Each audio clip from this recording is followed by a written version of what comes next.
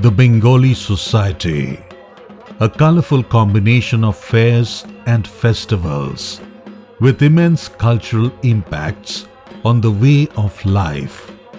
Each one is distinct with its own signature style of cultural practice, with associations of folk narratives which ultimately refer to some mythological facts.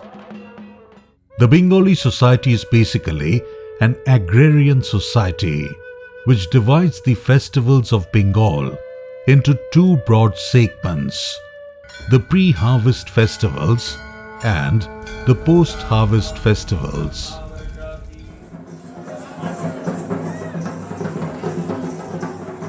It begins with Gajon, the pre-harvest festival in the Bengali month of Chaitra, in between March and April of the English calendar.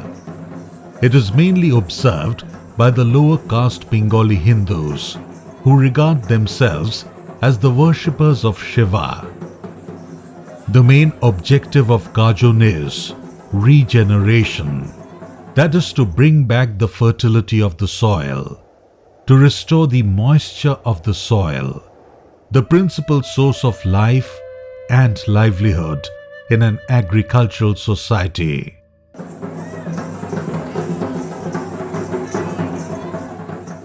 Preparations of Gajon continue for almost the whole month of Chaitra. People dress up like goddess Kali, Shiva, Parvati and other deities and perform various dances and other acts depicting scenes from the Hindu mythology.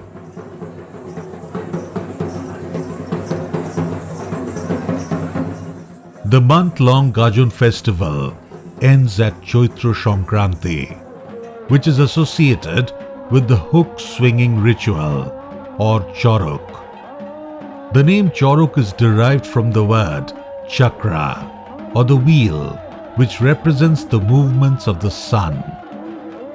It is symbolized by a high pole from which the devotees hang suspended from iron hooks and rotate in a cyclic manner, like a chakra or a wheel, as a symbolic sacrifice to Lord Shiva.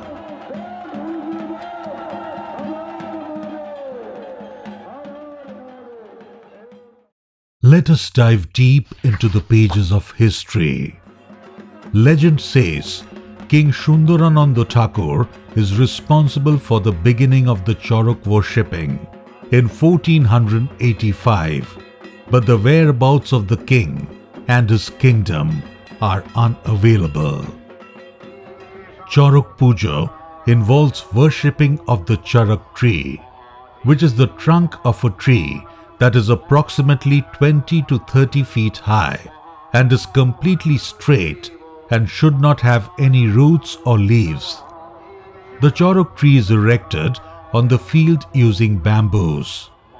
The Charak tree is considered as Ardhanarishwar, that is the amalgamation of Lord Shiva and Parvati. Before the ceremonial worshipping and hoisting the tall Charak tree, on the ground, an idol or a mask or a trishul, which is the implement of Shiva, is attached to the top of the tree.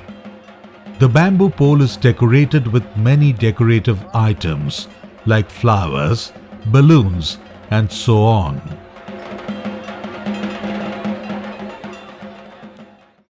After that, the tree is worshipped by the priest, not necessarily by a higher caste Brahmin, followed by several acts of penance around and on the tree by Charak sannyasis or Gajan sannyasis, to the delight of the enthusiastic gathering.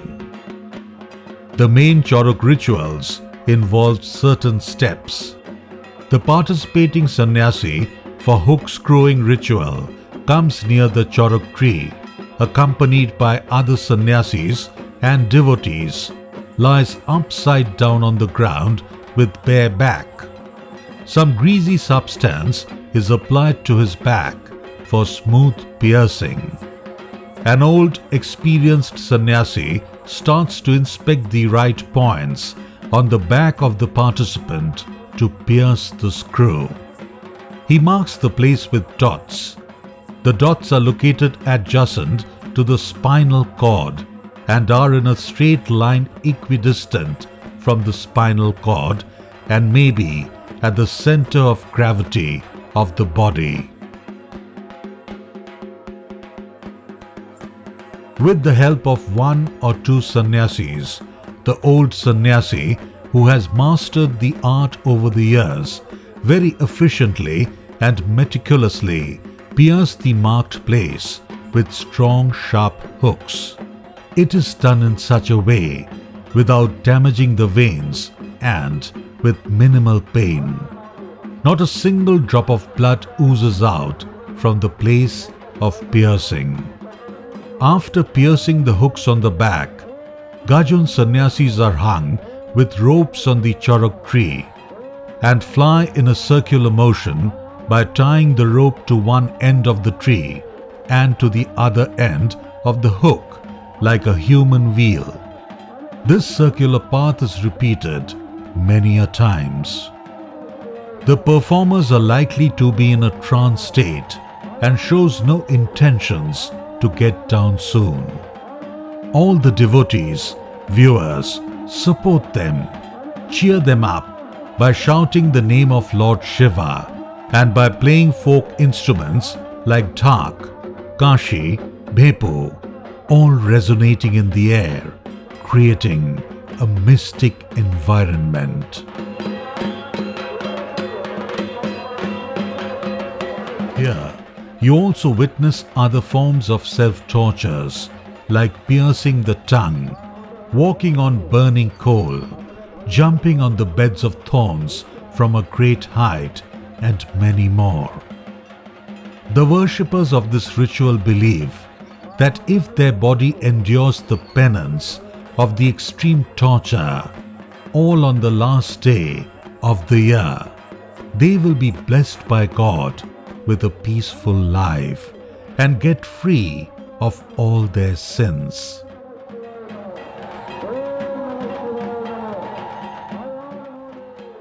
The finale of the celebration happens with the Charak tree getting immersed ceremoniously into the water body.